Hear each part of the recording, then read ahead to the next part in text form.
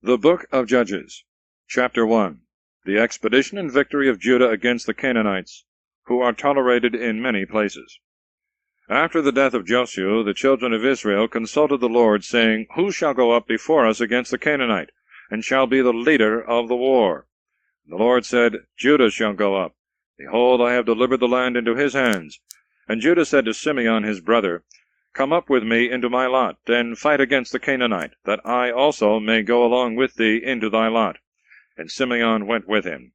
And Judah went up, and the Lord delivered the Canaanite and the Perizzite into their hands, and they slew of them in Bezek 10,000 men.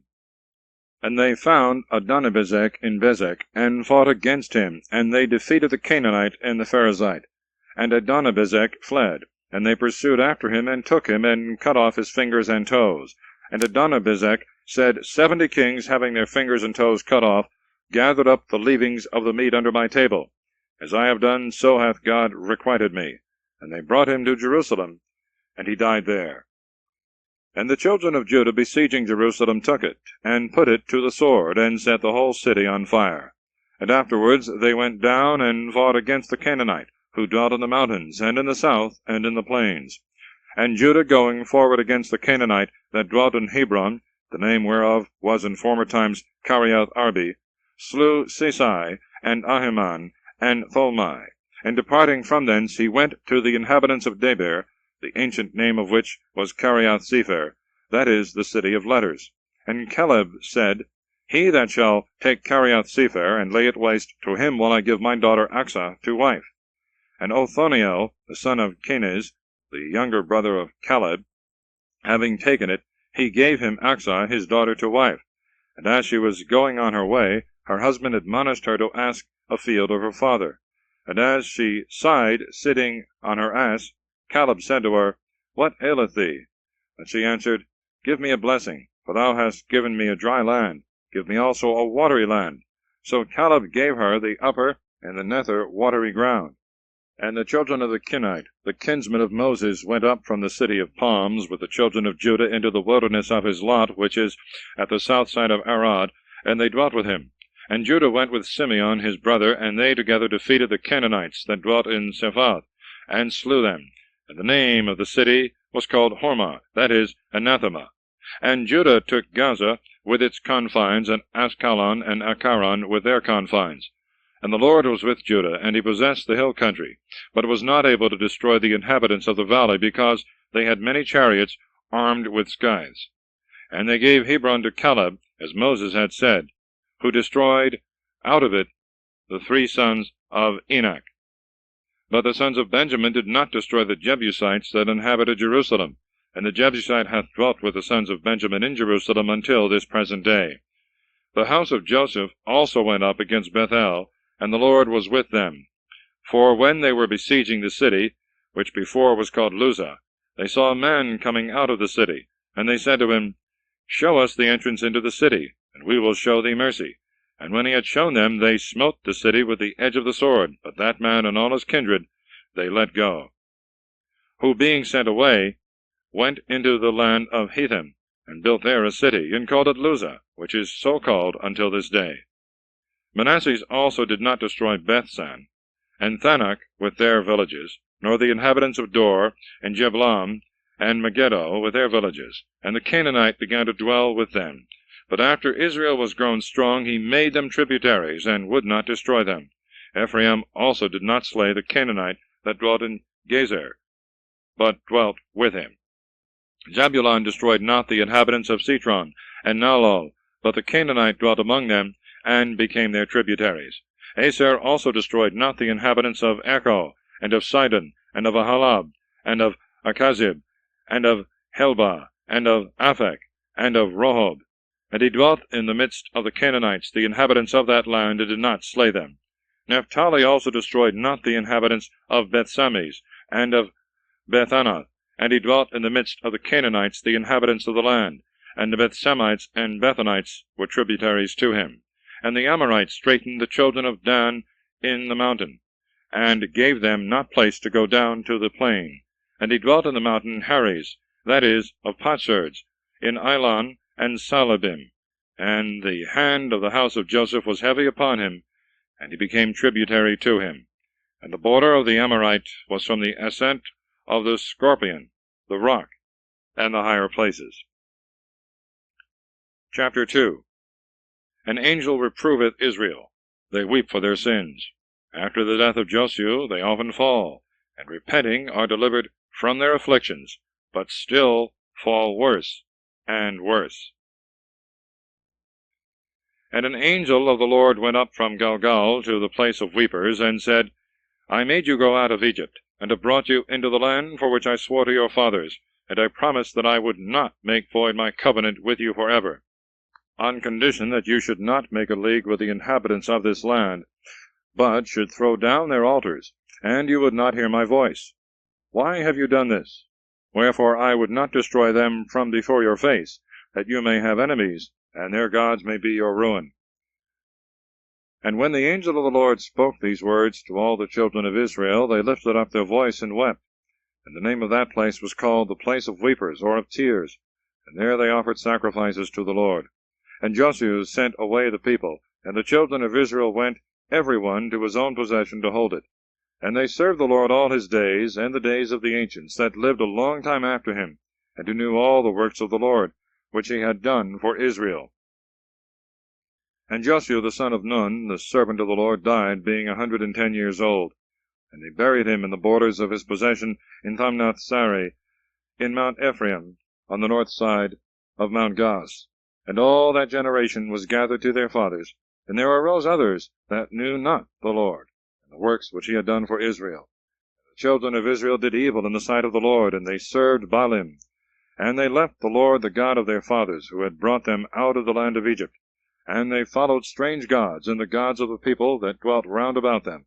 And they adored them, and they provoked the Lord to anger, forsaking him, and serving Baal and Ashtaroth. And the Lord, being angry against Israel, delivered them into the hands of plunderers, who took them and sold them to their enemies, that dwelt round about. Neither could they stand against their enemies. But whithersoever they meant to go, the hand of the Lord was upon them, as he had said, and as he had sworn to them. And they were greatly distressed. And the Lord raised up judges to deliver them from the hands of those that oppressed them. But they would not hearken to them, committing fornication with strange gods, and adoring them. They quickly forsook the way in which their fathers had walked, and hearing the commandments of the Lord, they did all things contrary. And when the Lord raised them up judges in their days, he was moved to mercy, and heard the groanings of the afflicted, and delivered them from the slaughter of the oppressors. But after the judge was dead, they returned and did much worse things than their fathers had done, following strange gods, serving them and adoring them. They left not their own inventions, and the stubborn way by which they were accustomed to walk. The wrath of the Lord was kindled against Israel, and he said, Behold, this nation hath made void my covenant, which I had made with their fathers, and hath despised to hearken to my voice. I also will not destroy the nations which Josiah left when he died, that through them I may try Israel, whether they will keep the way of the Lord, and walk in it as their fathers kept it, or not. The Lord therefore left all these nations, and would not quickly destroy them, neither did he deliver them into the hands of Joshua. Chapter 3. The people falling into idolatry are oppressed by their enemies, but repenting are delivered by Othniel, Aod, and Samgar. These are the nations which the Lord left, that by them he might instruct Israel, and all that had not known the wars of the Canaanites, that afterwards their children might learn to fight with their enemies, and to be trained up to war. The 5 princes of the Philistines, and all the Canaanites, and the Sidonians, and the Hivites, that dwelt in Mount Libanus, from Mount Baal Hermon to the entering into Emath. And he left them, that he might try Israel by them, whether they would hear the commandments of the Lord, which he had commanded their fathers by the hand of Moses, or not. So the children of Israel dwelt in the midst of the Canaanite, and the Hittite, and the Amorite, and the Perizzite, and the Hivite, and the Jebusite. And they took their daughters to wives, and they gave their own daughters to their sons, and they served their gods. And they did evil in the sight of the Lord, and they forgot their God, and served Baalim and Ashtaroth. And the Lord, being angry with Israel, delivered them into the hands of Chushan-Rasathaim, king of Mesopotamia, and they served him 8 years. And they cried to the Lord, who raised them up a Saviour, and delivered them, to wit, Othniel the son of Kenaz, the younger brother of Caleb. And the Spirit of the Lord was in him, and he judged Israel. And he went out to fight, and the Lord delivered into his hands Chushan-Rasathaim, king of Syria, and he overthrew him. And the land rested 40 years, and Othniel the son of Kenaz died. And the children of Israel did evil again in the sight of the Lord, who strengthened against them Eglon king of Moab, because they did evil in his sight. And he joined to him the children of Ammon and Amalek, and he went and overthrew Israel, and possessed the city of palm trees. And the children of Israel served Eglon king of Moab 18 years. And afterwards they cried to the Lord, who raised them up a Saviour called Aud, the son of Gera, the son of Jemini, who used the left hand as well as the right. The children of Israel sent presents to Eglon king of Moab by him. And he made himself a two-edged sword, with a haft in the midst of the length of the palm of the hand, and was girded therewith under his garment on the right thigh. And he presented the gifts to Eglon king of Moab. Now Eglon was exceeding fat, and when he had presented the gifts unto him, he followed his companions that came along with him. Then returning from Galgal, where the idols were, he said to the king, I have a secret message to thee, O king. And he commanded silence. And all being gone out that were about him, Aod went in to him. Now he was sitting in a summer parlour alone, and he said, I have a word from God to thee. And he forthwith rose up from his throne, and Aod put forth his left hand, and took the dagger from his right thigh, and thrust it into his belly, with such force that the haft went in after the blade into the wound, and was closed up with the abundance of fat, so that he did not draw out the dagger, but left it in his body, as he had struck it in. And forthwith, by the secret parts of nature, the excrements of the belly came out. But Aod, carefully shutting the doors of the parlour and locking them, went out by a postern door. And the king's servants going in saw the doors of the parlour shut, and they said, Perhaps he is easing nature in his summer parlour. And waiting a long time till they were ashamed, and seeing that no man opened the door, they took a key, and opening they found their lord lying dead on the ground. But Aod, while they were in confusion, escaped, and passed by the place of the idols, from whence he had returned. And he came to Sirath, and forthwith he sounded the trumpet in Mount Ephraim, and the children of Israel went down with him, he himself going in the front. And he said to them, Follow me, for the Lord hath delivered our enemies the Moabites into our hands. And they went down after him, and seized upon the fords of the Jordan, which are in the way to Moab, and they suffered no man to pass over. But they slew of the Moabites at that time about 10,000, all strong and valiant men. None of them could escape. And Moab was humbled that day under the hand of Israel, and the land rested 80 years. After him was Samgar the son of Anath, who slew of the Philistines 600 men with a plowshare, and he also defended Israel. Chapter 4.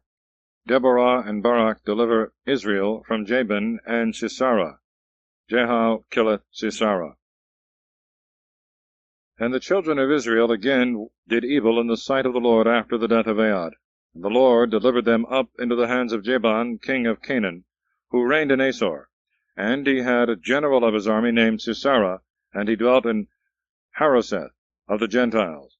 And the children of Israel cried to the Lord, for he had 900 chariots set with scythes, and for 20 years had grievously oppressed them. And there was at that time Deborah, a prophetess, the wife of Lapidoth, who judged the people. And she sat under a palm tree, which was called by her name, between Ramah and Bethel and Mount Ephraim. And the children of Israel came up to her for all judgment. And she sent and called Barak the son of Abinoam out of Kedes in Naphtali. And she said to him, The Lord God of Israel hath commanded thee, Go and lead an army to Mount Tabor, and thou shalt take with thee 10,000 fighting men of the children of Naphtali, and of the children of Zebulun. And I will bring unto thee in the place of the Tard Kison, Sisera, the general of Jabin's army, and his chariots, and all his multitude, and will deliver them into thy hand. And Barak said to her, If thou wilt come with me, I will go. If thou wilt not come with me, I will not go. She said to him, I will go indeed with thee, but at this time the victory shall not be attributed to thee, because Sisera shall be delivered into the hand of a woman. Deborah therefore arose, and went with Barak to Kedes. And he called unto him Zebulun and Naphtali, and went up with 10,000 fighting men, having Deborah in his company. Now Heber the Kenite had some time before departed from the rest of the Kenites, his brethren, the son of Hobab, the kinsman of Moses, and had pitched his tents under the valley which is called Sinim, and was near Kedes. And it was told Sisera that Barak the son of Abinoam was gone up to Mount Tabor. And he gathered together his 900 chariots armed with scythes, and all his army from Harosheth of the Gentiles to the torrent Kison. And Deborah said to Barak, Arise, for this is the day wherein the Lord hath delivered Sisera into thy hands. Behold, he is thy leader. And Barak went down from Mount Tabor, and 10,000 fighting men with him. And the Lord struck a terror into Sisera and all his chariots and all his multitude with the edge of the sword at the sight of Barak, insomuch that Sisera, leaping down from off his chariot, fled away on foot. And Barak pursued after the fleeing chariots and the army unto Harosheth of the Gentiles, and all the multitude of the enemies was utterly destroyed. But Sisera, fleeing, came to the tent of Jael, the wife of Heber the Kenite, for there was peace between Jabin the king of Asor and the house of Heber the Kenite. And Jael went forth to meet Sisera, and said to him, Come in to me, my lord. Come in, fear not. He went into her tent, and being covered by her with a cloak, said to her, Give me, I beseech thee, a little water, for I am very thirsty. She opened a bottle of milk, and gave him to drink, and covered him. And Sisera said to her, Stand before the door of the tent, and when any shall come and inquire of thee, saying, Is there any man here? Thou shalt say, There is none. So Jael, Heber's wife, took a nail of the tent, and taking also a hammer, and going in softly and with silence, she put the nail upon the temples of his head, and striking it with the hammer, drove it through his brain fast into the ground, and so passing from deep sleep to death, he fainted away and died. And behold, Barak came pursuing after Sisera, and Jael went out to meet him, and said to him, Come, and I will show thee the man whom thou seekest. And when he came into her tent, he saw Sisera lying dead, and the nail fastened in his temples. So God that day humbled Jabin, the king of Canaan, before the children of Israel, who grew daily stronger, and with a mighty hand overpowered Jabin, king of Canaan, till they quite destroyed him. Chapter 5. The Canticle of Deborah and Barak after their victory. In that day Deborah and Barak, son of Abinoam, sung and said, All you of Israel that have willingly offered your lives to danger, bless the Lord. Hear, O ye kings, give ear, ye princes. It is I that will sing to the Lord. I will sing to the Lord, the God of Israel. O Lord, when thou wentest out of Seir, and passedst by the regions of Edom, the earth trembled, and the heavens dropped water. The mountains melted before the face of the Lord, and Sinai before the face of the Lord, the God of Israel. In the days of Samgar, the son of Anath, in the days of Jael, the paths rested. They that went by them walked through byways. The valiant men ceased and rested in Israel, until Deborah arose, a mother arose in Israel. The Lord chose new wars, and he himself overthrew the gates of the enemies. A shield and spear was not seen among 40,000 of Israel. My heart loveth the princes of Israel. O you that of your own good will offered yourselves to danger, bless the Lord. Speak you that ride upon fair asses, and you that sit in judgment and walk in the way. Where the chariots were dashed together, and the army of the enemies was choked, there let the justices of the Lord be rehearsed, and his clemency towards the brave men of Israel. Then the people of the Lord went down to the gates, and obtained the sovereignty. Arise, arise, O Deborah, arise, arise, and utter a canticle. Arise, Barak, and take hold of thy captives, O son of Abinoam. The remnants of the people are saved. The Lord hath fought among the valiant ones. Out of Ephraim he destroyed them into Amalek, and after him out of Benjamin into thy people, O Amalek. Out of Machir there came down princes, and out of Zabulon they that led the army to fight. The captains of Issachar were with Deborah, and followed the steps of Barak, who exposed himself to danger, as one going headlong, and into a pit. Reuben being divided against himself, there was found a strife of courageous men. Why dwellest thou between two borders, that thou mayest hear the bleatings of the flocks? Reuben being divided against himself, there was found a strife of courageous men. Galaad rested beyond the Jordan, and Dan applied himself to ships. Aser dwelt on the seashore and abode in the havens. But Zebulun and Naphtali offered their lives to death in the region of Meromi. The kings came and fought. Kings of Canaan fought in Thanach by the waters of Megiddo, and yet they took no spoils. War from heaven was made against them. The stars, remaining in their order and courses, fought against Sisera. The torrent of Kison dragged their carcasses. The torrent of Kadumim, the torrent of Kison, tread thou, my soul, upon the strong ones. The hoofs of the horses were broken, whilst the stoutest of the enemies fled amain, and fell headlong down. Curse ye the land of Meroz, said the angel of the Lord. Curse the inhabitants thereof, because they came not to the help of the Lord, to help his most valiant men. Blessed among women be Jahil, the wife of Heber the Kenite, and blessed be she in her tent. He asked her water, and she gave him milk, and offered him butter in a dish fit for princes. She put her left hand to the nail, and her right hand to the workman's hammer. And she struck Sisera, seeking in his head a place for the wound, and strongly piercing through his temples.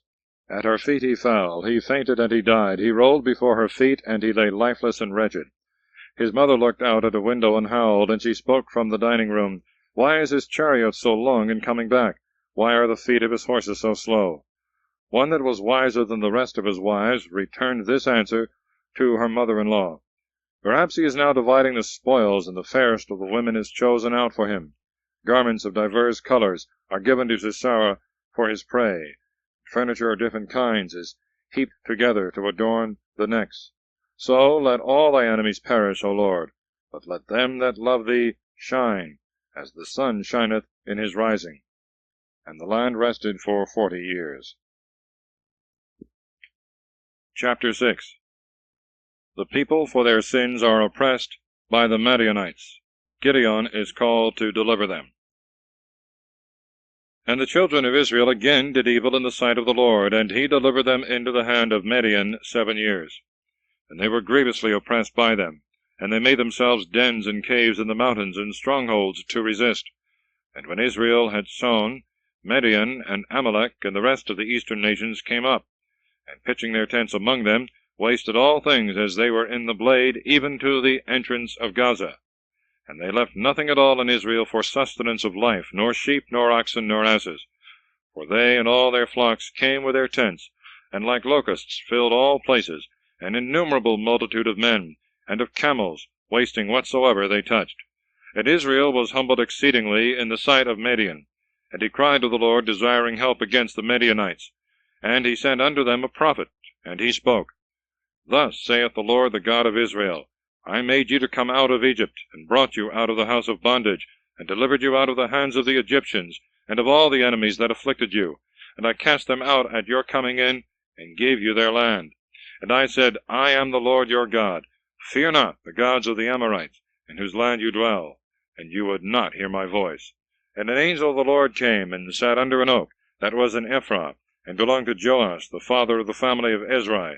And when Gideon his son was threshing and cleansing wheat by the winepress, to flee from Midian, the angel of the Lord appeared to him and said, The Lord is with thee, O most valiant of men. And Gideon said to him, I beseech thee, my Lord, if the Lord be with us, why have these evils fallen upon us? Where are his miracles, which our fathers have told us of, saying, The Lord brought us out of Egypt, but now the Lord hath forsaken us, and delivered us into the hands of Midian? And the Lord looked upon him and said, Go in this thy strength, and thou shalt deliver Israel out of the hand of Midian. Know that I have sent thee. He answered and said, I beseech thee, my Lord, wherewith shall I deliver Israel? Behold, my family is the meanest in Manasseh, and I am the least in my father's house. And the Lord said to him, I will be with thee, and thou shalt cut off Midian as one man. And he said, If I have found grace before thee, give me a sign that it is thou that speakest to me. And depart not hence, till I return to thee, and bring a sacrifice, and offer it to thee. And he answered, I will wait thy coming. So Gideon went in, and boiled a kid, and made unleavened loaves of a measure of flour. And putting the flesh in a basket, and the broth of the flesh into a pot, he carried all under the oak, and presented to him. And the angel of the Lord said to him, Take the flesh and the unleavened loaves, and lay them upon that rock, and pour out the broth thereon. And when he had done so, the angel of the Lord put forth the tip of the rod, which he held in his hand, and touched the flesh and the unleavened loaves. And there arose a fire from the rock, and consumed the flesh and the unleavened loaves. And the angel of the Lord vanished out of his sight. And Gideon, seeing that it was the angel of the Lord, said, Alas, my Lord God, for I have seen the angel of the Lord face to face. And the Lord said to him, Peace be with thee, fear not, thou shalt not die. And Gideon built there an altar to the Lord, and called it the Lord's Peace, until this present day. And when he was yet in Ephraim, which is of the family of Ezrai, that night the Lord said to him, Take a bullock of thy father's, and another bullock of 7 years, and thou shalt destroy the altar of Baal, which is thy father's, and cut down the grove that is about the altar. And thou shalt build an altar to the Lord thy God in the top of this rock, whereupon thou didst lay the sacrifice before. And thou shalt take the second bullock, and shalt offer a holocaust upon a pile of the wood, which thou shalt cut down out of the grove. Then Gideon, taking 10 men of his servants, did as the Lord had commanded him. But fearing his father's house, and the men of that city, he would not do it by day, but did all by night. And when the men of that town were risen in the morning, they saw the altar of Baal destroyed, and the grove cut down, and the second bullock laid upon the altar, which then was built. And they said one to another, Who hath done this? And when they inquired for the author of the fact, it was said, Gideon the son of Joash did all this. And they said to Joash, Bring out thy son hither, that he may die, because he hath destroyed the altar of Baal, and hath cut down his grove. He answered them, Are you the avengers of Baal, that you fight for him? He that is his adversary, let him die before tomorrow light appear. If he be a god, let him revenge himself on him that hath cast down his altar. From that day Gideon was called Jerubbaal, because Joash had said, Let Baal revenge himself on him that hath cast down his altar. Now all Midian and Amalek and the eastern people were gathered together, and passing over the Jordan camped in the valley of Jezreel. But the Spirit of the Lord came upon Gideon, and he sounded the trumpet, and called together the house of Abiezer to follow him. And he sent messengers unto all Manasseh, and they also followed him, and other messengers unto Aser and Zabulon and Naphtali, and they came to meet him. And Gideon said to God, If thou wilt save Israel by my hand, as thou hast said, I will put this fleece of wool on the floor. If there be dew on the fleece only, and it be dry on all the ground beside, I shall know that by my hand, as thou hast said, thou wilt deliver Israel. And it was so. And rising before day, wringing the fleece, he filled a vessel with the dew. And he said again to God, Let not thy wrath be kindled against me if I try once more, seeking a sign in the fleece. I pray that the fleece only may be dry, and all the ground wet with dew. And God did that night as he had requested, and it was dry on the fleece only, and there was dew on all the ground. End of Side 2. Please fact.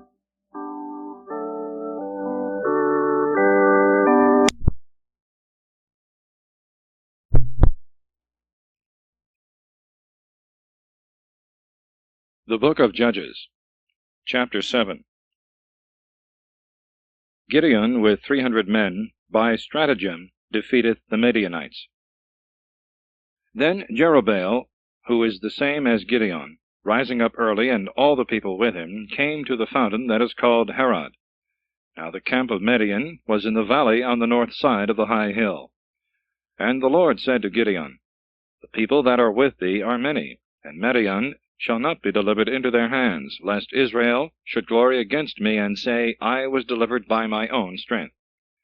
Speak to the people, and proclaim in the hearing of all, Whosoever is fearful and timorous, let him return. So 22,000 men went away from Mount Galad, and returned home, and only 10,000 remained. And the Lord said to Gideon, The people are still too many. Bring them to the waters, and there I will try them. And of whom I shall say to thee, This shall go with thee, let him go. Whom I shall forbid to go, let him return.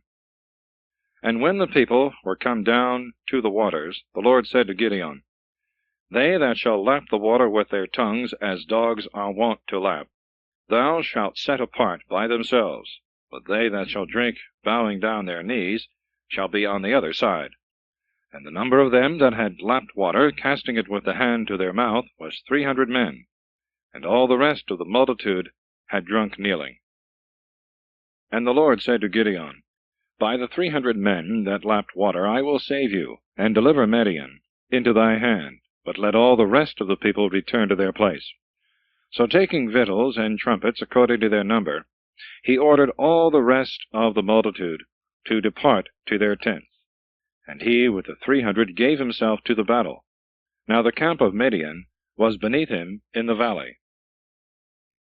The same night the Lord said to him, Arise and go down into the camp, because I have delivered them into thy hand.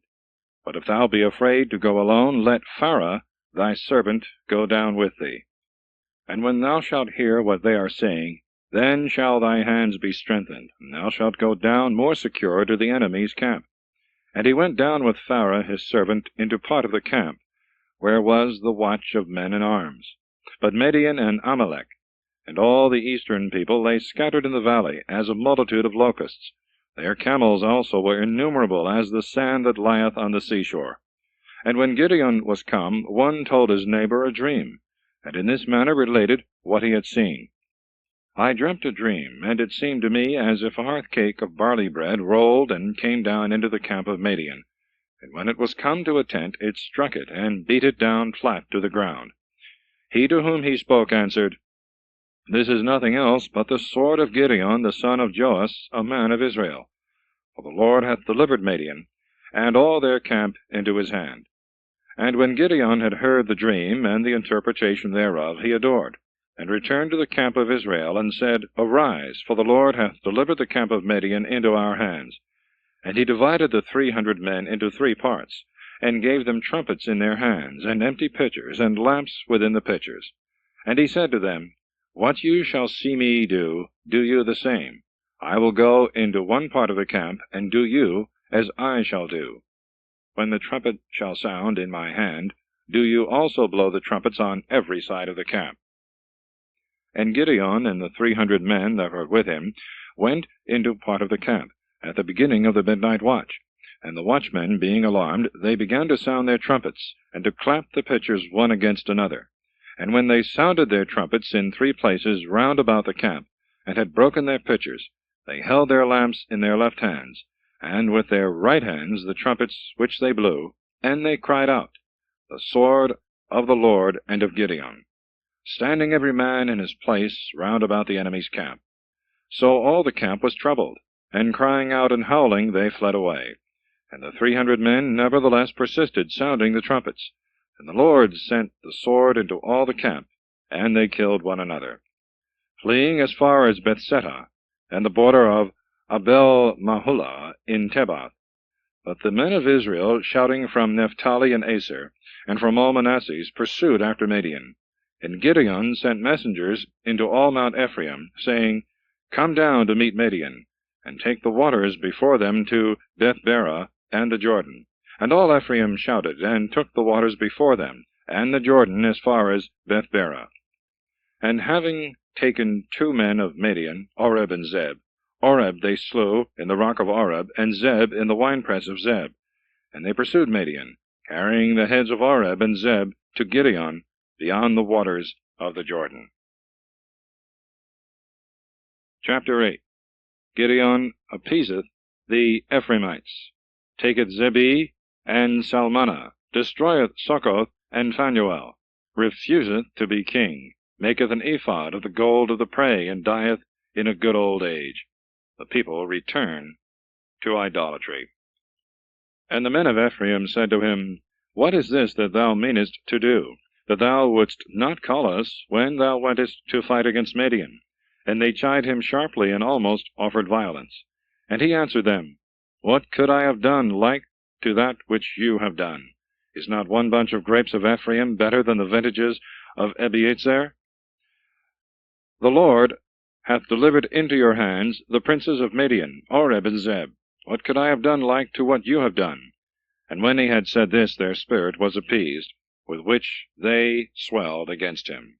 And when Gideon was come to the Jordan, he passed over it with the 300 men that were with him, who were so weary that they could not pursue after them that fled. And he said to the men of Succoth, Give, I beseech you, bread to the people that is with me, for they are faint, that we may pursue Zebi and Zalmunna, the kings of Midian. The princes of Succoth answered, Peradventure the palms of the hands of Zebi and Zalmunna are in thy hand, and therefore thou demandest that we should give bread to thy army. And he said to them, When the Lord therefore shall have delivered Zebi and Zalmunna into my hands, I will thresh your flesh with the thorns and briers of the desert. And going up from thence, he came to Phanuel, and he spoke the like things to the men of that place. And they also answered him, as the men of Succoth had answered. He said therefore to them also, When I shall return a conqueror in peace, I will destroy this tower. But Zebi and Zalmunna were resting with all their army, for 15,000 men were left of all the troops of the eastern people, and 120,000 warriors that drew the sword were slain. And Gideon went up by the way of them that dwelt in tents on the east of Nobi and Jegbah, and smote the camp of the enemies, who were secure and suspected no hurt. And Zebi and Zalmunna fled, and Gideon pursued and took them, all their host being put in confusion. And returning from the battle before the sun rising, he took a boy of the men of Succoth, and he asked him the names of the princes and agents of Succoth, and he described unto him 77 men. And he came to Succoth, and said to them, Behold Zebi and Zalmunna, concerning whom you upbraided me, saying, Peradventure the hands of Zebi and Zalmunna are in thy hands, and therefore thou demandest that we should give bread to the men that are weary and faint. So he took the ancients of the city, and thorns and briers of the desert, and tore them with the same, and cut in pieces the men of Succoth. And he demolished the tower of Phanuel, and slew the men of the city. And he said to Zebi and Zalmunna, What manner of men were they whom you slew in Thabor? They answered, They were like thee, and one of them as the son of a king. He answered them, They were my brethren, the sons of my mother. As the Lord liveth, if you had saved them, I would not kill you. And he said to Jether, his eldest son, Arise and slay them. But he drew not his sword, for he was afraid, being but yet a boy. And Zebi and Zalmunna said, Do thou rise, and run upon us, because the strength of a man is according to his age. Gideon rose up, and slew Zebi and Zalmunna, and he took the ornaments and bosses, with which the necks of the camels of kings are wont to be adorned. And all the men of Israel said to Gideon, Rule thou over us, and thy son and thy son's son, because thou hast delivered us from the hand of Midian. And he said to them, I will not rule over you, neither shall my son rule over you, but the Lord shall rule over you. And he said to them, I desire one request of you. Give me the earlets of your spoils, for the Ishmaelites were accustomed to wear golden earlets. They answered, We will give them most willingly. And spreading a mantle on the ground, they cast upon it the earlets of the spoils. And the weight of the earlets that he requested was 1,700 sickles of gold, besides the ornaments and jewels and purple raiment which the kings of Midian were wont to use, and besides the golden chains that were about the camels' necks. And Gideon made an ephod thereof, and put it in his city Ephraim. And all Israel committed fornication with it, and it became a ruin to Gideon and to all his house. But Midian was humbled before the children of Israel, neither could they any more lift up their heads. But the land rested for 40 years, while Gideon presided. So Jerubbaal the son of Joash went and dwelt in his own house. And he had 70 sons, who came out of his thigh, for he had many wives. And his concubine that he had in Shechem bore him a son, whose name was Abimelech. And Gideon the son of Joash died in a good old age, and was buried in the sepulchre of his father in Ephraim, of the family of Ezri. But after Gideon was dead, the children of Israel turned again, and committed fornication with Balaam. And they made a covenant with Baal, that he should be their god. And they remembered not the Lord their God, who delivered them out of the hands of all their enemies round about. Neither did they show mercy to the house of Jerubbaal Gideon, according to all the good things he had done to Israel. Chapter 9. Abimelech killeth his brethren. Joatham's parable. Gaal conspireth with the Sychemites against Abimelech, but is overcome. Abimelech destroyeth Sichem, but is killed at Thebes. And Abimelech the son of Jerubbaal went to Sichem to his mother's brethren, and spoke to them, and to all the kindred of his mother's father, saying, Speak to all the men of Sichem, whether it is better for you that 70 men, all the sons of Jerubbaal, should rule over you, or that 1 man should rule over you? And withal consider that I am your bone and your flesh. And his mother's brethren spoke of him to all the men of Sichem all these words, and they inclined their hearts after Abimelech, saying, He is our brother. And they gave him 70 weight of silver out of the temple of Baalberith, wherewith he hired to himself men that were needy and vagabonds. And they followed him. And he came to his father's house in Ephraim, and slew his brethren, the sons of Jerubbaal, 70 men upon 1 stone. And there remained only Jotham, the youngest son of Jerubbaal, who was hidden. And all the men of Sichem were gathered together, and all the families of the city of Millo. And they went and made Abimelech king by the oak that stood in Sichem. This being told to Jotham, he went and stood on the top of Mount Gerizim, and lifting up his voice he cried, and said, Hear me, ye men of Sichem, so may God hear you. The trees went to anoint a king over them, and they said to the olive tree, Reign thou over us. And it answered, Can I leave my fatness, which both gods and men make use of, to come to be promoted among the trees? And the trees said to the fig tree, Come thou, and reign over us. And it answered them, Can I leave my sweetness and my delicious fruits, and go to be promoted among the other trees? And the trees said to the vine, Come thou, and reign over us. And it answered them, Can I forsake my wine, that cheereth God and men, and be promoted among the other trees? And all the trees said to the bramble, Come thou, and reign over us. And it answered them, If indeed you mean to make me king, come ye, and rest under my shadow. But if you mean it not, let fire come out from the bramble, and devour the cedars of Libanus. Now therefore, if you have done well, and without sin, in appointing Abimelech king over you, and have dealt well with Jerubbaal, and with his house, and have made a suitable return for the benefits of him who fought for you, and exposed his life to dangers to deliver you from the hands of Midian, and you are now risen up against my father's house, and have killed his sons 70 men upon 1 stone, and have made Abimelech, the son of his handmaid, king over the inhabitants of Sichem, because he is your brother. If therefore you have dealt well and without fault with Jerubbaal and his house, rejoice ye this day in Abimelech, and may he rejoice in you. But if unjustly, let fire come out from him, and consume the inhabitants of Sichem, and the town of Millo, and let fire come out from the men of Sichem, and from the town of Millo, and devour Abimelech. And when he had said thus, he fled, and went into Berah, and dwelt there for fear of Abimelech his brother. So Abimelech reigned over Israel for 3 years.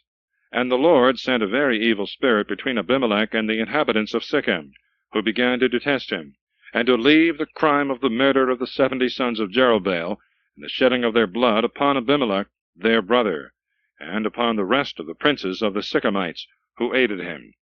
And they set an ambush against him on the top of the mountains, and while they waited for his coming, they committed robberies, taking spoils of all that passed by. And it was told Abimelech. And Gaal the son of Obed came with his brethren, and went over to Sichem. And the inhabitants of Sichem, taking courage at his coming, went out into the fields, wasting the vineyards, and treading down the grapes. And singing and dancing they went into the temple of their God, and in their banquets and cups they cursed Abimelech.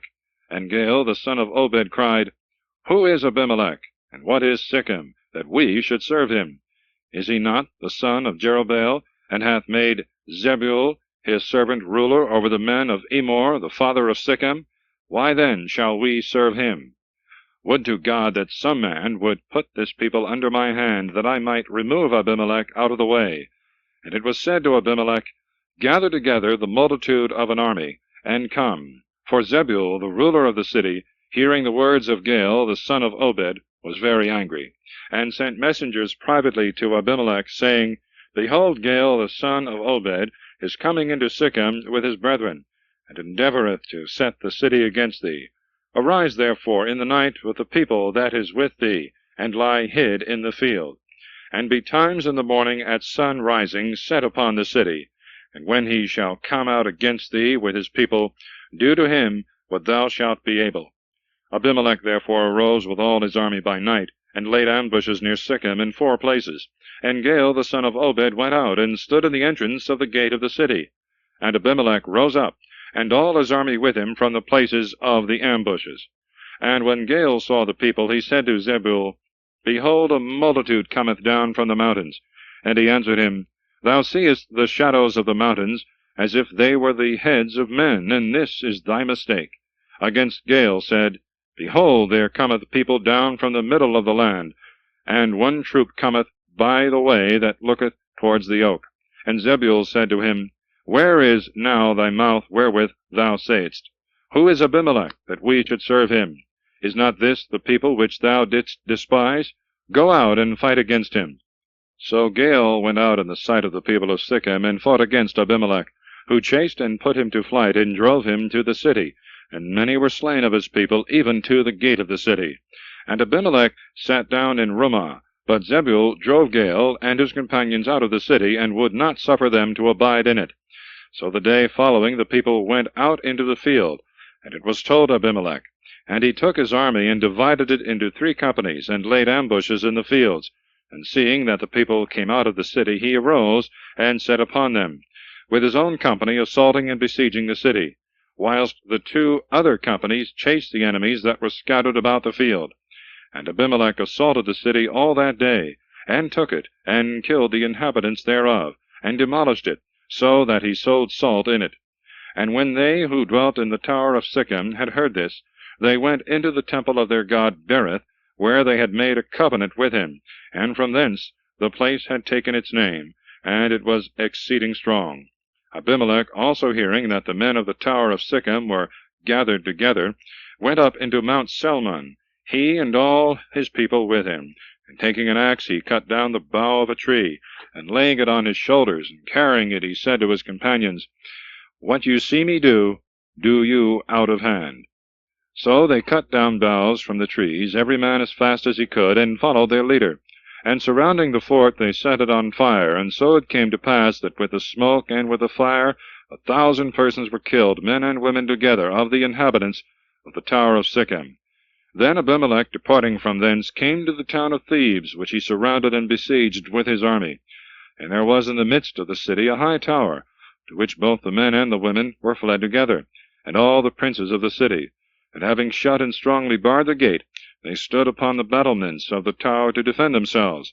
And Abimelech, coming near the tower, fought stoutly, and approaching to the gate, endeavored to set fire to it. And behold, a certain woman, casting a piece of a millstone from above, dashed it against the head of Abimelech, and broke his skull. And he called hastily to his armor-bearer, and said to him, Draw thy sword and kill me, lest it should be said that I was slain by a woman. He did as he was commanded, and slew him. And when he was dead, all the men of Israel that were with him returned to their homes. And God repaid the evil that Abimelech had done against his father, killing his 70 brethren. The Shechemites also were rewarded for what they had done, and the curse of Jotham, the son of Jerubbaal, came upon them. Chapter 10. Thola ruleth Israel 23 years, and Jair 22. The people fall again into idolatry, and are afflicted by the Philistines and Ammonites. They cry to God for help, who upon their repentance hath compassion on them. After Abimelech there arose a ruler in Israel, Thola son of Phua, the uncle of Abimelech, a man of Issachar, who dwelt in Samir of Mount Ephraim. And he judged Israel 23 years, and he died, and was buried in Samir. To him succeeded Jair the Galadite, who judged Israel for 22 years. Having 30 sons, they rode on 30 ass colts, and were princes of 30 cities, which from his name were called Havoth Jair, that is, the towns of Jair, until this present day in the land of Galaad. And Jair died, and was buried in the place which was called Camon. But the children of Israel, adding new sins to their old ones, did evil in the sight of the Lord, and served idols, Baalim and Ashtaroth, and the gods of Syria and of Sidon, and of Moab, and of the children of Ammon, and of the Philistines. And they left the Lord, and did not serve him. And the Lord, being angry with them, delivered them into the hands of the Philistines and of the children of Ammon. And they were afflicted, and grievously oppressed for 18 years, all they that dwelt beyond the Jordan in the land of the Amorite, who is in Galaad, insomuch that the children of Ammon, passing over the Jordan, wasted Judah and Benjamin and Ephraim, and Israel was distressed exceedingly. And they cried to the Lord, and said, We have sinned against thee, because we have forsaken the Lord our God, and have served Baalim. And the Lord said to them, Did not the Egyptians, and the Amorites, and the children of Ammon, and the Philistines, the Sidonians also, and Amalek, and Canaan, oppress you? And you cried to me, and I delivered you out of their hand. And yet you have forsaken me, and have worshipped strange gods. Therefore I will deliver you no more. Go and call upon the gods which you have chosen. Let them deliver you in the time of distress. And the children of Israel said to the Lord, We have sinned. Do thou unto us whatsoever pleaseth thee, only deliver us this time. And saying these things, they cast away out of their coasts all the idols of strange gods, and served the Lord their God, and he was touched with their miseries. And the children of Ammon, shouting together, pitched their tents in Galaad, against whom the children of Israel assembled themselves together and camped in Masphah. And the princes of Galaad said one to another, Whosoever of us shall first begin to fight against the children of Ammon, he shall be the leader of the people of Galaad. Chapter 11. Jephthah is made ruler of the people of Galaad. He first pleads their cause against the Ammonites, then, making a vow, obtains a signal victory. He performs his vow. There was at that time Jephthah the Galaadite, a most valiant man, and a warrior, the son of a woman that was a harlot, and his father was Galaad. Now Galaad had a wife, of whom he had sons, who, after they were grown up, thrust out Jephthah, saying, Thou canst not inherit in the house of our father, because thou art born of another mother. Then he fled and avoided them, and dwelt in the land of Tob. And there were gathered to him needy men and robbers, and they followed him as their prince. In those days the children of Ammon made war against Israel. And as they pressed hard upon them, the ancients of Galaad went to fetch Jephthah out of the land of Tob to help them. And they said to him, Come thou and be our prince, and fight against the children of Ammon. And he answered them, Are not you the men that hated me, and cast me out of my father's house? And now you are come to me constrained by necessity? And the princes of Galaad said to Jephthah, For this cause we are now come to thee, that thou mayest go with us, and fight against the children of Ammon, and be head over all the inhabitants of Galaad. Jephthah also said to them, If you be come to me sincerely, that I should fight for you against the children of Ammon, and the Lord shall deliver them into my hand, shall I be your prince? They answered him, The Lord who heareth these things, he himself is mediator and witness that we will do as we have promised. Jephthah therefore went with the princes of Galaad, and all the people made him their prince. And Jephthah spoke all his words before the Lord in Masphah. And he sent messengers to the king of the children of Ammon, to say in his name, What hast thou to do with me, that thou art come against me, to waste my land? And he answered them, Because Israel took away my land when he came up out of Egypt, from the confines of the Arnon, unto the Jabbok and the Jordan. Now therefore restore the same peaceably to me. And Jephthah again sent word by them, and commanded them to say to the king of Ammon, Thus saith Jephthah, Israel did not take away the land of Moab, nor the land of the children of Ammon. But when they came up out of Egypt, he walked through the desert to the Red Sea, and came into Cadiz. And he sent messengers to the king of Edom, saying, Suffer me to pass through thy land. But he would not condescend to his request. He sent also to the king of Moab, who likewise refused to give him passage. He abode therefore in Cadiz, and went round the land of Edom at the side, and the land of Moab, and came over against the east coast of the land of Moab, and camped on the other side of the Arnon. and he would not enter the bounds of Moab. So Israel sent messengers to Sihon, king of the Amorites, who dwelt in Heshbon, and they said to him, Suffer me to pass through thy land to the river.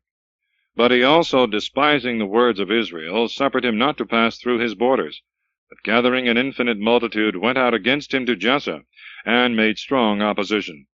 And the Lord delivered him with all his army into the hands of Israel, and he slew him, and possessed all the land of the Amorite, the inhabitant of that country, and all the coasts thereof, from the Arnon to the Jabbok, and from the wilderness to the Jordan. So the Lord, the God of Israel, destroyed the Amorite, his people of Israel fighting against him. And wilt thou now possess this land? Are not those things which thy God Chemosh possesseth due to thee by right? But what the Lord our God hath obtained by conquest shall be our possession, unless perhaps thou art better than Balak, the son of Sephor, the king of Moab, or canst show that he strove against Israel, and fought against him. Whereas he hath dwelt in Heshbon, and the villages thereof, and in Aroer, and its villages, and in all the cities near the Jordan, for 300 years. Why have you for so long a time attempted nothing about this claim? Therefore I do not trespass against thee, but thou wrongest me by declaring an unjust war against me. The Lord be judge and decide this day between Israel and the children of Ammon. And the king of the children of Ammon would not hearken to the words of Jephthah, which he sent him by the messengers. Therefore the Spirit of the Lord came upon Jephthah, and going round Galeed, and Manasseh, and Maspha of Galeed, and passing over from thence to the children of Ammon, he made a vow to the Lord, saying, If thou wilt deliver the children of Ammon into my hands, whosoever shall first come forth out of the doors of my house, and shall meet me when I return in peace from the children of Ammon, the same will I offer a holocaust to the Lord. And Jephthah passed over to the children of Ammon to fight against them, and the Lord delivered them into his hands. And he smote them from Aroer till you come to Minnith, 20 cities, and as far as Abel, which is set with vineyards, with a very great slaughter. And the children of Ammon were humbled by the children of Israel. And when Jephthah returned into Maspha to his house, his only daughter met him with timbrels and with dances, for he had no other children. And when he saw her, he rent his garments, and said, Alas, my daughter, thou hast deceived me, and thou myself art deceived. For I have opened my mouth to the Lord, and I can do no other thing. And she answered him, My father, if thou hast opened thy mouth to the Lord, do unto me whatsoever thou hast promised, since the victory hath been granted to thee, and revenge of thy enemies. And she said to her father, Grant me only this which I desire. Let me go, that I may go about the mountains for 2 months, and may bewail my virginity with my companions. And he answered her, Go. And he sent her away for 2 months. And when she was gone with her comrades and companions, she mourned her virginity in the mountains. And the 2 months being expired, she returned to her father, and he did to her as he had vowed, and she knew no man. From thence came a fashion in Israel, and a custom has been kept, that from year to year the daughters of Israel assemble together, and lament the daughter of Jephthah the Gileadite for 4 days. Chapter 12. The Ephraimites quarrel with Jephthah. 42,000 of them are slain. Abisan, Ahialan, and Abdon are judges. But behold, there arose a sedition in Ephraim, and passing towards the north, they said to Jephthah, When thou wentest to fight against the children of Ammon, why wouldst thou not call us, that we might go with thee? Therefore we will burn thy house. And he answered them, I and my people were at great strife with the children of Ammon, and I called you to assist me, and you would not do it. And when I saw this, I put my life in my own hands, and passed over against the children of Ammon, and the Lord delivered them into my hands. What have I deserved, that you should rise up to fight against me? Then calling to him all the men of Galeed, he fought against Ephraim. And the men of Galeed defeated Ephraim, because he had said, Galeed is a fugitive of Ephraim, and dwelleth in the midst of Ephraim and Manasseh. And the Galeedites secured the fords of the Jordan, by which Ephraim was to return. And when any one of the number of Ephraim came thither in the flight, and said, I beseech you, let me pass, the Galeedites said to him, Art thou not an Ephraimite? If he said, I am not, they asked him, Say then, Skibboleth, which is interpreted an ear of corn. But he answered, Sibboleth, not being able to express an ear of corn by the same letter. Then presently they took him and killed him in the very passage of the Jordan. And there fell at that time of Ephraim 42,000. And Jephthah the Gileadite judged Israel 6 years, and he died, and was buried in his city of Gilead. And after him Abison of Bethlehem judged Israel. He had 30 sons, and as many daughters, whom he sent abroad, and gave to husbands, and took wives for his sons of the same number, bringing them into his house. And he judged Israel 7 years, and he died, and was buried in Bethlehem. To him succeeded Ahialon, a Zabulonite, and he judged Israel 10 years, and he died, and was buried in Zabulon. After him Abdon, the son of Hillel, a Pharathonite, judged Israel, and he had 40 sons, and of them 30 grandsons, mounted upon 70 ass colts. And he judged Israel 8 years. And he died, and was buried in Pharathon, in the land of Ephraim, in the mount of Amalek. Chapter 13. The people fall again into idolatry, and are afflicted by the Philistines. An angel foretelleth the birth of Samson. And the children of Israel did evil again in the sight of the Lord, and he delivered them into the hands of the Philistines 40 years. Now there was a certain man of Sarah, and of the race of Dan, whose name was Manuel, and his wife was barren. And an angel of the Lord appeared to her, and said, Thou art barren and without children, but thou shalt conceive and bear a son. Now therefore beware, and drink no wine nor strong drink, and eat not any unclean thing, because thou shalt conceive and bear a son, and no razor shall touch his head, for he shall be a Nazarite of God from his infancy, and from his mother's womb, and he shall begin to deliver Israel from the hands of the Philistines. And when she was come to her husband, she said to him, A man of God came to me, having the countenance of an angel, very awful. And when I asked him who he was, and whence he came, and by what name he was called, he would not tell me. But he answered thus, Behold, thou shalt conceive and bear a son. Beware thou drink no wine nor strong drink, nor eat any unclean thing, for the child shall be a Nazarite of God from his infancy, from his mother's womb, until the day of his death. Then Manuel prayed to the Lord, and said, I beseech thee, O Lord, that the man of God whom thou didst send may come again, and teach us what we ought to do concerning the child that shall be born. And the Lord heard the prayer of Manuel, and the angel of the Lord appeared again to his wife, as she was sitting in the field, but Manuel her husband was not with her. When she saw the angel, she made haste, and ran to her husband, and told him, saying, Behold, the man hath appeared to me whom I saw before. He rose up and followed his wife, and coming to the man, said to him, Art thou he that spoke to the woman? And he answered, I am. And Manuel said to him, When thy word shall come to pass, what wilt thou that the child should do? Or from what shall he keep himself? And the angel of the Lord said to Manuel, From all the things I have spoken of to thy wife, let her refrain herself, and let her eat nothing that cometh of the vine, neither let her drink wine or strong drink, nor eat any unclean thing, and whatsoever I have commanded her, let her fulfill and observe.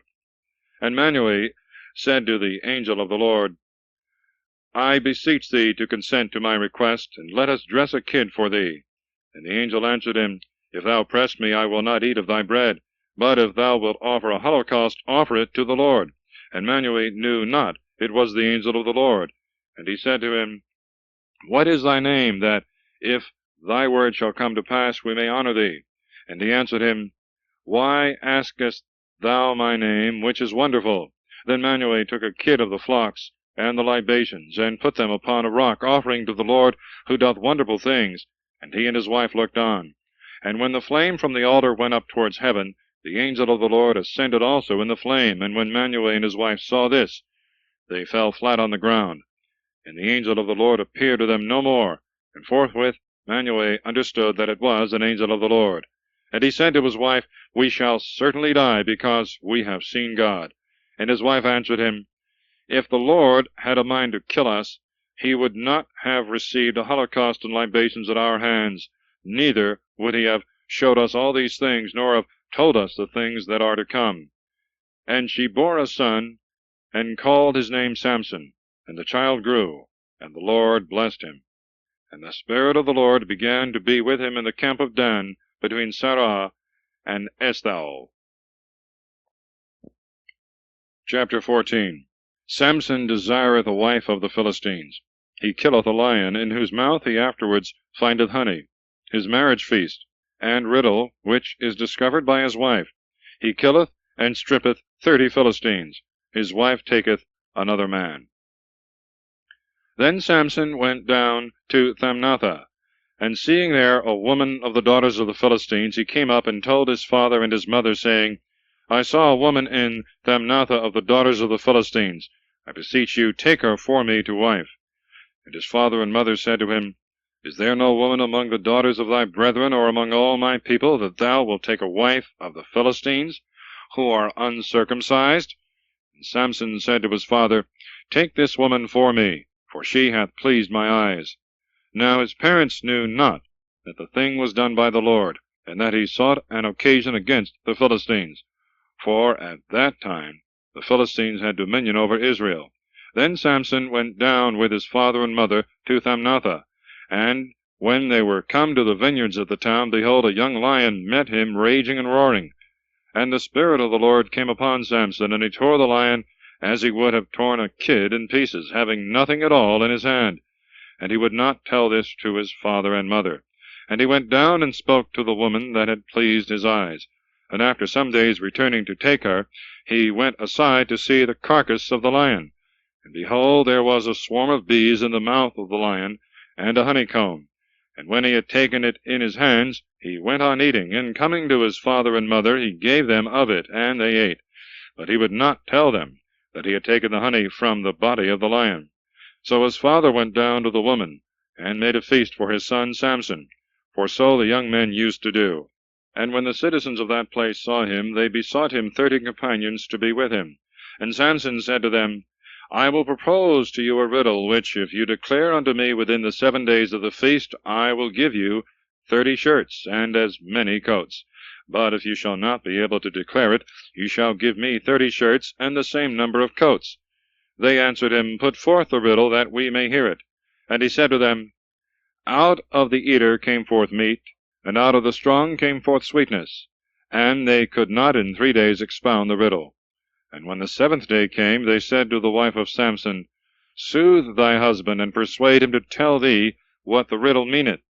But if thou wilt not do it, we will burn thee in thy father's house. Have you called us to the wedding on purpose to strip us? So she wept before Samson, and complained, saying, Thou hatest me, and dost not love me, therefore thou wilt not expound to me the riddle which thou hast proposed to the sons of my people. But he answered, I would not tell it to my father and mother, and how can I tell it to thee? So she wept before him the 7 days of the feast, and at length on the 7th day, as she was troublesome to him, he expounded it. And she immediately told her countrymen. And they on the 7th day, before the sun went down, said to him, What is sweeter than honey, and what is stronger than a lion? And he said to them, If you had not plowed with my heifer, you had not found out my riddle. And the Spirit of the Lord came upon him, and he went down to Ascalon, and slew there 30 men, whose garments he took away, and gave to them that had declared the riddle. And being exceeding angry, he went up to his father's house. But his wife took one of his friends and bridal companions for her husband. Chapter 15. Samson is denied his wife. He burns the corn of the Philistines, and kills many of them. And a while after, when the days of the wheat harvest were at hand, Samson came, meaning to visit his wife, and he brought her a kid of the flock. And when he would have gone into her chamber as usual, her father would not suffer him, saying, I thought thou hadst hated her, and therefore I gave her to thy friend. But she hath a sister who is younger and fairer than she. Take her to wife instead of her. And Samson answered him, From this day I shall be blameless in what I do against the Philistines, for I will do you evils. And he went and caught 300 foxes, and coupled them tail to tail, and fastened torches between the tails. And setting them on fire, he let the foxes go, that they might run about hither and thither. And they presently went into the standing corn of the Philistines. which being set on fire, both the corn that was already carried together, and that which was yet standing, was all burnt, insomuch that the flame consumed also the vineyards and the oliveyards. Then the Philistines said, Who hath done this thing? And it was answered, Samson, the son-in-law of the Thamnathite, because he took away his wife, and gave her to another, hath done these things. And the Philistines went up and burnt both the woman and her father. But Samson said to them, Although you have done this, yet will I be revenged of you, and then I will be quiet. And he made a great slaughter of them, so that in astonishment they laid the calf of the leg upon the thigh. And going down, he dwelt in a cavern of the rock Etam. Then the Philistines, going up into the land of Judah, camped in the place which afterwards was called Lechi, that is, the jawbone, where their army was spread. And the men of the tribe of Judah said to them, Why are you come up against us? They answered, We are come to bind Samson, and to pay him for what he hath done against us. Wherefore 3,000 men of Judah went down to the cave of the rock Etam, and said to Samson, Knowest thou not that the Philistines rule over us? Why wouldst thou do thus? And he said to them, As they did to me, so have I done to them. And they said to him, We are come to bind thee, and to deliver thee into the hands of the Philistines. And Samson said to them, Swear to me, and promise me that you will not kill me. They said, We will not kill thee, but we will deliver thee up bound. And they bound him with 2 new cords, and brought him from the rock Etam. Now when he was come to the place of the jawbone, and the Philistines, shouting, went to meet him, the Spirit of the Lord came strongly upon him. And as the flax is wont to be consumed at the approach of fire, so the bands with which he was bound were broken and loosed. And finding a jawbone, even the jawbone of an ass, which lay there, catching it up, he slew therewith 1,000 men. And he said, With the jawbone of an ass, with the jaw of the colt of asses, I have destroyed them, and have slain 1,000 men. And when he had ended these words, singing, he threw the jawbone out of his hand, and called the name of that place Ramathlehi, which is interpreted the lifting up of the jawbone. And being very thirsty, he cried to the Lord, and said, Thou hast given this very great deliverance and victory into the hand of thy servant. And behold, I die for thirst, and shall fall into the hands of the uncircumcised. Then the Lord opened a great tooth in the jaw of the ass, and waters issued out of it. And when he had drank them, he refreshed his spirit, and recovered his strength. Therefore the name of that place was called the Spring of him that invoked from the jawbone, until this present day. And he judged Israel in the days of the Philistines 20 years. End of side 1, please.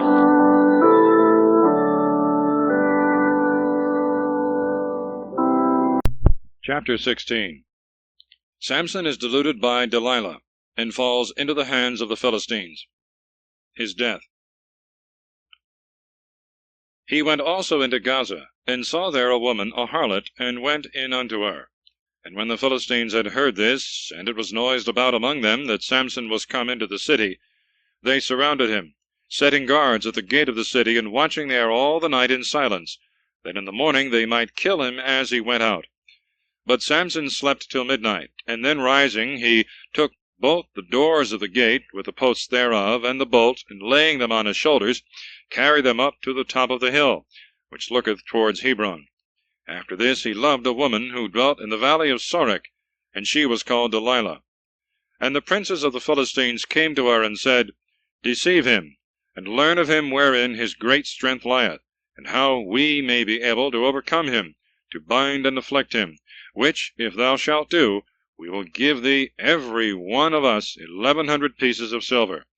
And Delilah said to Samson, Tell me, I beseech thee, wherein thy greatest strength lieth, and what it is wherewith, if thou wert bound, thou couldst not break loose.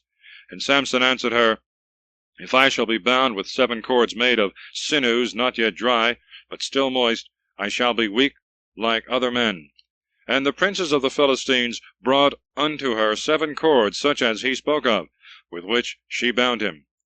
Men lying privately in wait with her, and in the chamber expecting the event of the thing, and she cried out to him, The Philistines are upon thee, Samson. And he broke the bands as a man would break a thread of tow twined with spittle, when it smelleth the fire. So it was not known wherein his strength lay. And Delilah said to him, Behold, thou hast mocked me, and hast told me a false thing. But now at least tell me wherewith thou mayest be bound. And he answered her, If I shall be bound with new ropes, that were never in work, I shall be weak and like other men. Delilah bound him again with these, and cried out, The Philistines are upon thee, Samson, there being an ambush prepared for him in the chamber. But he broke the bands like threads of webs. And Delilah said to him again, How long dost thou deceive me, and tell me lies? Show me wherewith thou mayest be bound. And Samson answered her, If thou plaitest the 7 locks of my head with a lace, and tying them round about a nail, fastenest it in the ground, I shall be weak. And when Delilah had done this, she said to him, The Philistines are upon thee, Samson. And awaking out of his sleep, he drew out the nail with the hairs and the lace. And Delilah said to him, How dost thou say thou lovest me, when thy mind is not with me? Thou hast told me lies these 3 times, and wouldst not tell me wherein thy great strength lieth. And when she pressed him much, and continually hung upon him for many days, giving him no time to rest, his soul fainted away, and was wearied even until death. Then opening the truth of the thing, he said to her, The razor hath never come upon my head, for I am a Nazarite, that is to say, consecrated to God from my mother's womb. If my head be shaven, my strength shall depart from me, and I shall become weak, and shall be like other men. Then, seeing that he had discovered to her all his mind, she sent to the princes of the Philistines, saying, Come up this once more, for now he hath opened his heart to me. And they went up, taking with them the money which they had promised. But she made him sleep upon her knees, and lay his head in her bosom. And she called a barber, and shaved his 7 locks, and began to drive him away, and thrust him from her. For immediately his strength departed from him. And she said, The Philistines are upon thee, Samson. And awaking from sleep, he said in his mind, I will go out as I did before, and shake myself, not knowing that the Lord was departed from him. Then the Philistines seized upon him, and forthwith pulled out his eyes, and led him bound in chains to Gaza, and shutting him up in prison, made him grind. And now his hair began to grow again. The princes of the Philistines assembled together to offer great sacrifices to Dagon their god, and to make merry, saying, Our God hath delivered our enemy Samson into our hands. And the people also, seeing this, praised their God, and said the same, Our God hath delivered our adversary into our hands, him that destroyed our country, and killed very many. And rejoicing in their feasts, when they had now taken their good cheer, they commanded that Samson should be called, and should play before them. And being brought out of prison, he played before them. And they made him stand between 2 pillars. And he said to the lad that guided his steps, Suffer me to touch the pillars which support the whole house, and let me lean upon them, and rest a little. Now the house was full of men and women, and all the princes of the Philistines were there. Moreover, about 3,000 persons of both sexes, from the roof and the higher part of the house, were beholding Samson's play. But he called upon the Lord, saying, O Lord God, remember me, and restore to me now my former strength. O my God, that I may revenge myself on my enemies, and for the loss of my 2 eyes I may take one revenge. And laying hold on both the pillars on which the house rested, and holding the one with his right hand and the other with his left, he said, Let me die with the Philistines. And when he had strongly shook the pillars, the house fell upon all the princes, and the rest of the multitude that was there, and he killed many more at his death than he had killed before in his life. And his brethren and all his kindred, going down, took his body, and buried it between Sarah and Eshtaol, in the burying place of his father Manuel. And he judged Israel 20 years. Chapter 17. The history of the idol of Micus, and the young Levite. There was at that time a man of Mount Ephraim, whose name was Micus, who said to his mother, The 1,100 pieces of silver which thou hadst put aside for thyself, and concerning which thou didst swear in my hearing, behold, I have, and they are with me. And she said to him, Blessed be my son by the Lord. So he restored them to his mother, who said to him, I have consecrated and vowed this silver to the Lord, that my son may receive it at my hand, and make a graven and a molten god. So now I deliver it to thee. And he restored them to his mother, and she took 200 pieces of silver, and gave them to the silversmith, to make of them a graven and a molten god, which was in the house of Micus. And he separated also therein a little temple for the god, and made an ephod, and teraphim, that is to say, a priestly garment, and idols. And he filled the hands of one of his sons, and he became his priest. In those days there was no king in Israel, but every one did that which seemed right to himself. There was also another young man of Bethlehem, Judah, of the kindred thereof, and he was a Levite, and dwelt there. Now he went out from the city of Bethlehem, and desired to sojourn wheresoever he should find it convenient for him. And when he was come to Mount Ephraim, as he was on his journey, and had turned aside a little into the house of Micus, he was asked by him whence he came, and he answered, I am a Levite of Bethlehem, Judah, and I am going to dwell where I can, and where I shall find a place to my advantage. And Micah said, Stay with me, and be unto me a father and a priest, and I will give thee every year 10 pieces of silver, and a double suit of apparel, and thy victuals. He was content, and abode with the man, and was unto him as one of his sons. And Micah filled his hand, and had the young man with him for his priest, saying, Now I know God will do me good, since I have a priest of the race of the Levites. Chapter 18. The expedition of the men of Dan against Laius. In their way they robbed Micah of his priest and his gods. In those days there was no king in Israel, and the tribe of Dan sought them an inheritance to dwell in, for unto that day they had not received their lot among the other tribes. So the children of Dan sent 5 most valiant men of their stock and family from Sarah and Eshthal, to spy out the land, and to view it diligently. And they said to them, Go and view the land. They went on their way, and when they came to Mount Ephraim, they went into the house of Micah, and rested there. And knowing the voice of the young man, the Levite, and lodging with him, they said to him, Who brought thee hither? What dost thou here? Why wouldst thou come hither? He answered them, Micah hath done such and such things for me, and hath hired me to be his priest. Then they desired him to consult the Lord, that they might know whether their journey should be prosperous, and the thing should have effect. He answered them, Go in peace. The Lord looketh on your way, and the journey that you go. So the 5 men going on came to Laius, and they saw how the people dwelt therein without any fear, according to the custom of the Sidonians, secure and easy, having no man at all to oppose them, being very rich, and living separated at a distance from Sidon and from all men.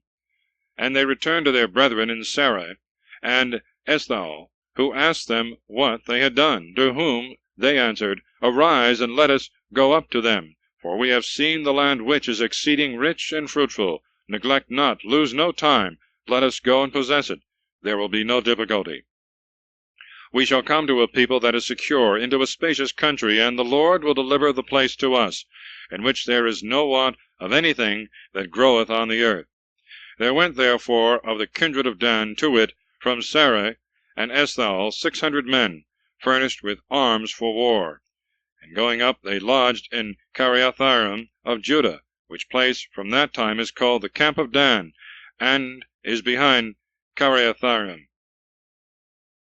From thence they passed into Mount Ephraim, and when they were come to the house of Micah, the 5 men that before had been sent to view the land of Laius said to the rest of their brethren, You know that in these houses there is an ephod, and teraphim, and a graven, and a molten god. See what you are pleased to do. And when they had turned a little aside, they went into the house of the young man the Levite, who was in the house of Micah, and they saluted him with words of peace. And the 600 men stood before the door, appointed with their arms. But they that were gone into the house of the young man went about to take away the graven god, and the ephod, and the teraphim, and the molten god. And the priest stood before the door, the 600 valiant men waiting not far off. So they that were gone in took away the graven thing, the ephod, and the idols, and the molten god. And the priest said to them, what are you doing? And they said to him, Hold thy peace, and put thy finger on thy mouth, and come with us, that we may have thee for a father and a priest.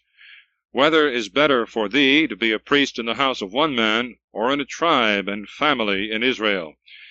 When he had heard this, he agreed to their words, and took the ephod, and the idols, and the graven god, and departed with them.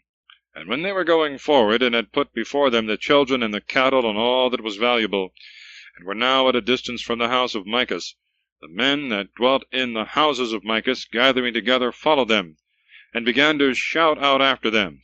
They looked back, and said to Micus, What aileth thee? Why dost thou cry? And he answered, You have taken away my gods which I have made, me and the priest, and all that I have, and do you say, What aileth thee? And the children of Dan said to him, See thou say no more to us, lest men enraged come upon thee, and thou perish with all thy house. And so they went on the journey they had begun. But Micus, seeing that they were stronger than he, returned to his house. And the 600 men took the priest, and the things we spoke of before, and came to Laius, to a people that was quiet and secure, and smote them with the edge of the sword, and the city was burnt with fire, there being no man at all who brought them any succor, because they dwelt far from Sidon, and had no society or business with any man. And the city was in the land of Rehob, and they rebuilt it and dwelt therein, calling the name of the city Dan, after the name of their father, who was the son of Israel, which before was called Laius. And they set up to themselves the graven idol, and Jonathan the son of Gershom, the son of Moses, he and his sons were priests in the tribe of Dan, until the day of their captivity. And the idol of Micus remained with them all the time that the house of God was in Shiloh. In those days there was no king in Israel. Chapter 19. A Levite bringing home his wife is lodged by an old man at Douay, in the tribe of Benjamin. His wife is there abused by wicked men, and in the morning found dead. Her husband cutteth her body in pieces, and sendeth to every tribe of Israel, requiring them to revenge the wicked fact. There was a certain Levite who dwelt on the side of Mount Ephraim, who took a wife of Bethlehem, Judah. And she left him, and returned to her father's house in Bethlehem, and abode with him 4 months. And her husband followed her, willing to be reconciled with her, and to speak kindly to her, and to bring her back with him, having with him a servant and 2 asses. And she received him, and brought him into her father's house. And when his father-in-law had heard this, and had seen him, he met him with joy, and embraced the man. And the son-in-law tarried in the house of his father-in-law 3 days, eating with him and drinking familiarly. But on the 4th day, arising early in the morning, he desired to depart. But his father-in-law kept him, and said to him, Taste first a little bread, and strengthen thy stomach, and so thou shalt depart. And they sat down together, and ate and drank. And the father of the young woman said to his son-in-law, I beseech thee to stay here today, and let us make merry together. But he, rising up, began to be for departing. And nevertheless his father-in-law earnestly pressed him, and made him stay with him. But when morning was come, the Levite prepared to go on his journey. And his father-in-law said to him again, I beseech thee to take a little meat, and strengthening thyself till the day be farther advanced, afterwards thou mayest depart. And they ate together. And the young man arose to set forward with his wife and servant. And his father-in-law spoke to him again, Consider that the day is declining, and draweth toward evening. Tarry with me today also, and spend the day in mirth. And tomorrow thou shalt depart, that thou mayest go into thy house. His son-in-law would not consent to his words, but forthwith went forward, and came over against Jebus, which by another name is called Jerusalem, leading with him 2 asses laden, and his concubine. And now they were come near Jebus, and the day was far spent. And the servant said to his master, Come, I beseech thee, let us turn into the city of the Jebusites, and lodge there. His master answered him, I will not go into the town of another nation, who are not of the children of Israel, but I will pass over to Douay. And when I shall come thither, we will lodge there, or at least in the city of Ramah. So they passed by Jebus, and went on their journey, and the sun went down upon them when they were by Douay, which is in the tribe of Benjamin. and they turned into it, to lodge there. And when they were come in, they sat in the street of the city, for no man would receive them to lodge. And behold, they saw an old man returning out of the field, and from his work in the evening, and he also was of Mount Ephraim, and dwelt as a stranger in Gabeh. But the men of that country were the children of Jemini. And the old man, lifting up his eyes, saw the man sitting with his bundles in the street of the city, and said to him, Whence comest thou, and whither goest thou?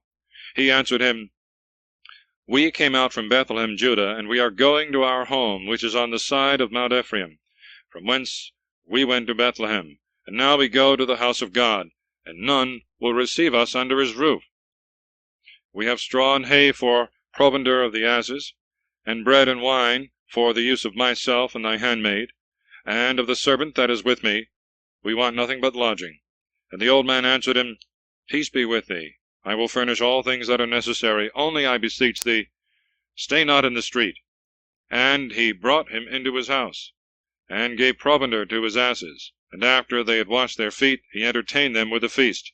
While they were making merry, and refreshing their bodies with meat and drink after the labor of the journey, the men of that city, sons of Belial, that is, without yoke, came and beset the old man's house, and began to knock at the door, calling to the master of the house, and saying, Bring forth the man that came into thy house, that we may abuse him.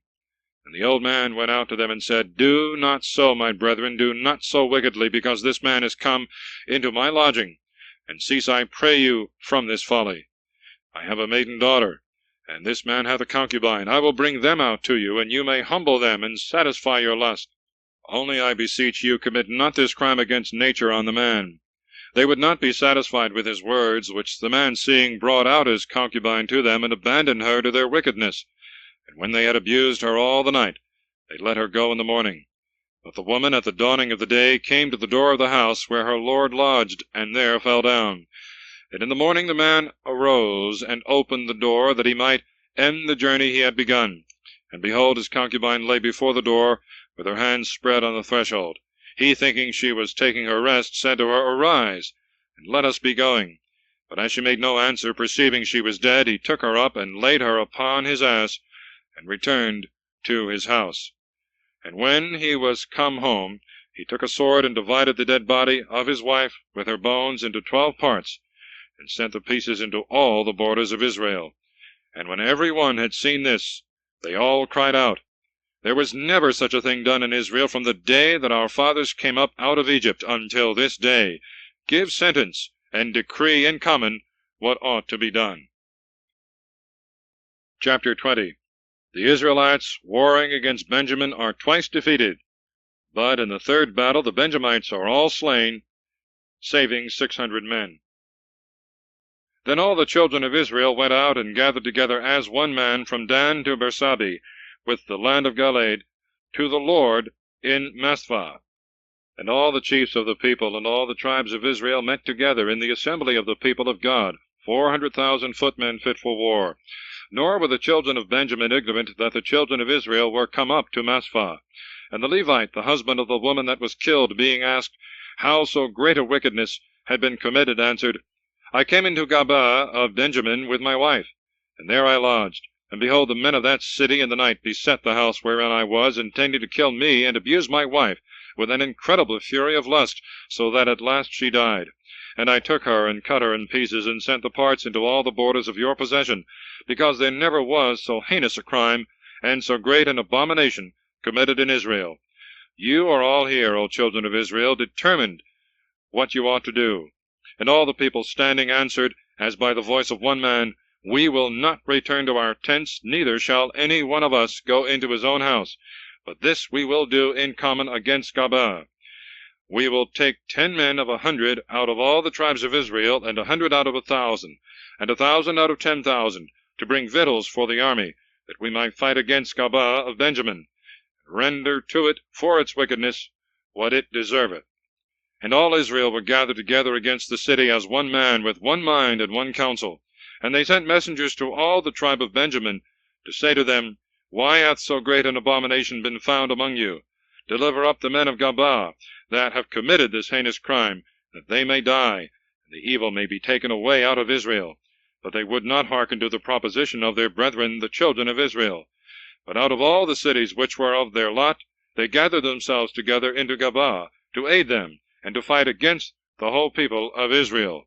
And there were found of Benjamin 25,000 men that drew the sword, besides the inhabitants of Gabaa, who were 700 most valiant men, fighting with the left hand as well as with the right, and slinging stones so sure that they could hit even a hair, and not miss by the stones going on either side. Of the men of Israel also, beside the children of Benjamin, were found 400,000 that drew swords, and were prepared to fight. And they arose and came to the house of God, that is, to Shiloh, and they consulted God, and said, Who shall be in our army the first to go to the battle against the children of Benjamin? And the Lord answered them, Let Judah be your leader. And forthwith the children of Israel, rising in the morning, camped by Gabaa, and going out from thence to fight against Benjamin, began to assault the city. And the children of Benjamin, coming out of Gabaa, slew of the children of Israel that day 22,000 men.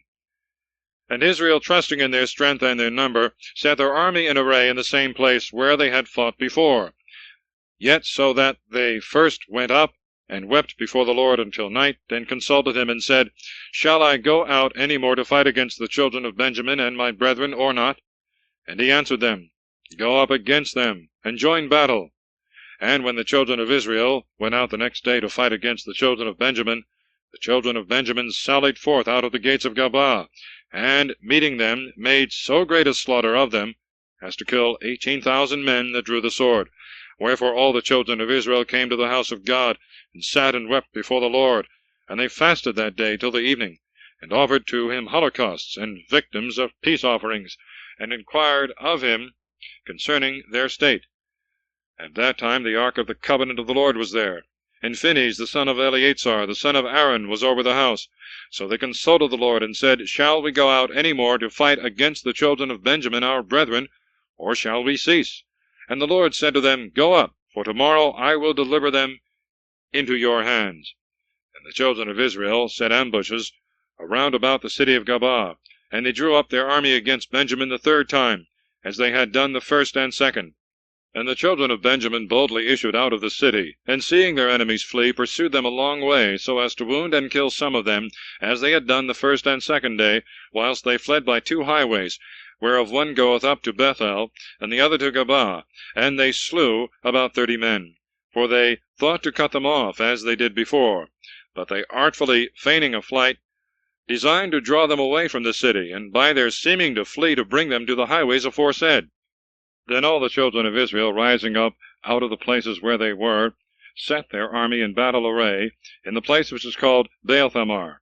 The ambushes also, which were about the city, began by little and little to come forth, and to march from the west side of the city. Another 10,000 men chosen out of all Israel attacked the inhabitants of the city.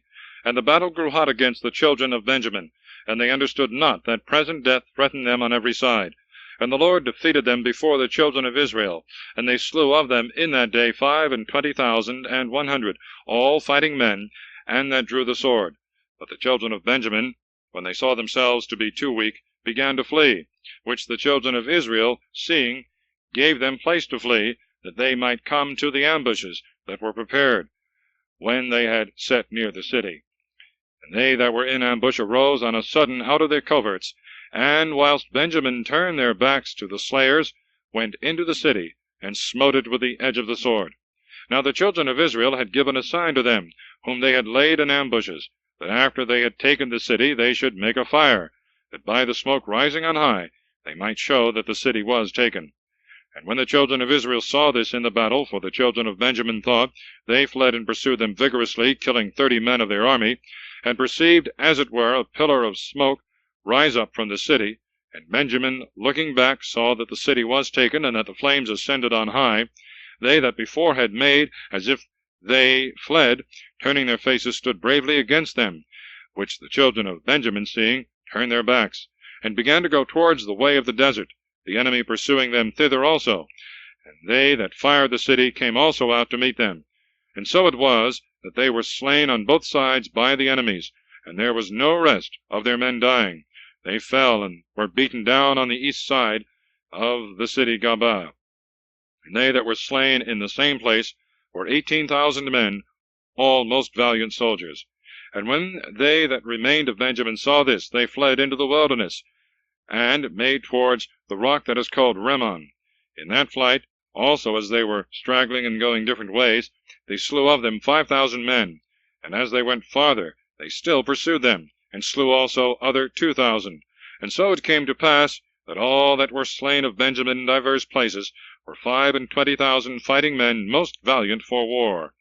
And there remained of all the number of Benjamin only 600 men that were able to escape and flee to the wilderness, and they abode in the rock Rimmon 4 months. But the children of Israel returning put all the remains of the city to the sword, both men and beasts, and all the cities and villages of Benjamin were consumed with devouring flames. Chapter 21. The tribe of Benjamin is saved from being utterly extinct by providing wives for the 600 that remained.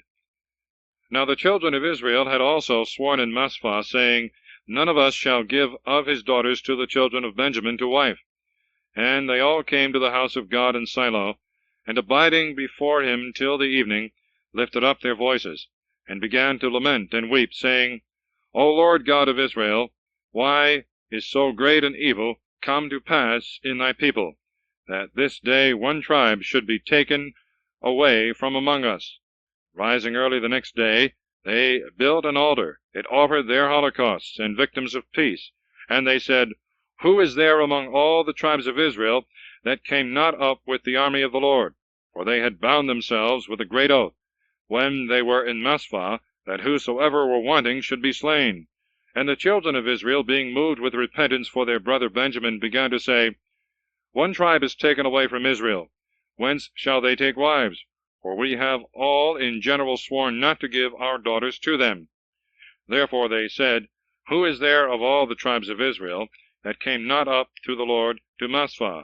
And behold, the inhabitants of Jabesh-Gilead were found not to have been in that army. At that time also, when they were in Shiloh, no one of them was found there. So they sent 10,000 of the most valiant men, and commanded them, saying, Go and put the inhabitants of Jabesh-Gilead to the sword, with their wives and their children. And this is what you shall observe. Every male, and all women that have known men, you shall kill, but the virgins you shall save. And there were found of Jabesh-Gilead 400 virgins, that had not known the bed of a man. And they brought them to the camp in Shiloh, into the land of Canaan. And they sent messengers to the children of Benjamin, that were in the rock Rimmon, and commanded them to receive them in peace. And the children of Benjamin came at that time, and wives were given them of the daughters of Jabesh-Gilead, but they found no others, whom they might give in like manner. And all Israel was very sorry, and repented for the destroying of one tribe out of Israel. And the ancients said, What shall we do with the rest, that have not received wives? For all the women in Benjamin are dead, and we must use all care, and provide with great diligence, that one tribe be not destroyed out of Israel. For as to our own daughters we cannot give them, being bound with an oath and a curse, whereby we said, Cursed be he that shall give Benjamin any of his daughters to wife. So they took counsel, and said, Behold, there is a yearly solemnity of the Lord in Shiloh, which is situate on the north of the city of Bethel, and on the east side of the way that goeth from Bethel to Sichem, and on the south of the town of Lebonah. And they commanded the children of Benjamin, and said, Go and lie hid in the vineyards. And when you shall see the daughters of Shiloh come out, as the custom is to dance, come ye on a sudden out of the vineyards, and catch you every man his wife among them, and go into the land of Benjamin. And when their fathers and their brethren shall come, and shall begin to complain against you, and to chide, we will say to them, Have pity on them, for they took them not away as by the right of war or conquest, but when they asked to have them, you gave them not, and the fault was committed on your part. And the children of Benjamin did as they had been commanded, and according to their number they carried off for themselves every man his wife of them that were dancing, and they went into their possession, and built up their cities, and dwelt in them. The children of Israel also returned by their tribes and families to their dwellings. In those days there was no king in Israel, but every one did that which seemed right to himself. Thus ends the book of Judges.